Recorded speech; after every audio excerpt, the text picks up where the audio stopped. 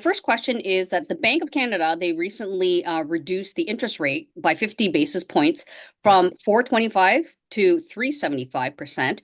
So do you think this will make any difference, especially to the first-time home buyers? And if so, what would those changes be?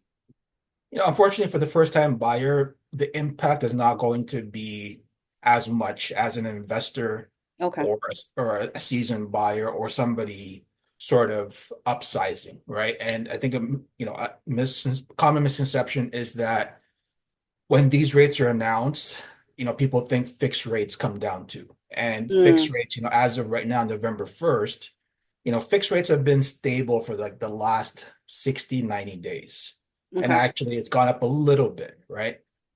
You know, we have to remind people that, hey, when the bank announces cuts to the rates, it impacts variable rates the next day, right?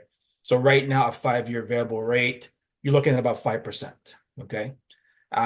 Is that a big difference from what it was, before the cuts happened? Absolutely, right? Hmm.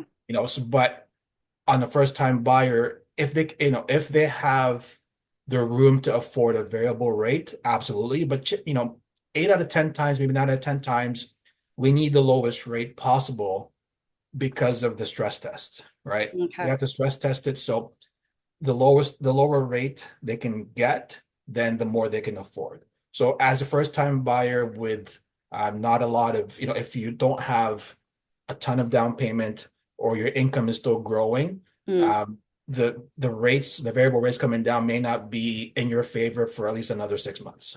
Oh, okay. So you don't find like a knee-jerk reaction after these kind of announcements. No, and I think it's really, the investors that need to come out of the Yeah. woodwork and buy. Yeah. There's an article about condos not being sold because the investors are not there to buy it. And, a lot of families are not buying up the condos. Really, historically, investors buy these properties and then they rent it, right? So that's kind of how Yeah. the cycle goes. And right now, nobody's buying them.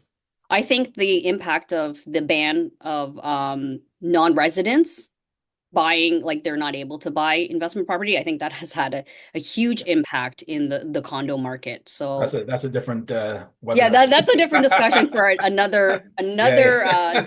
interview.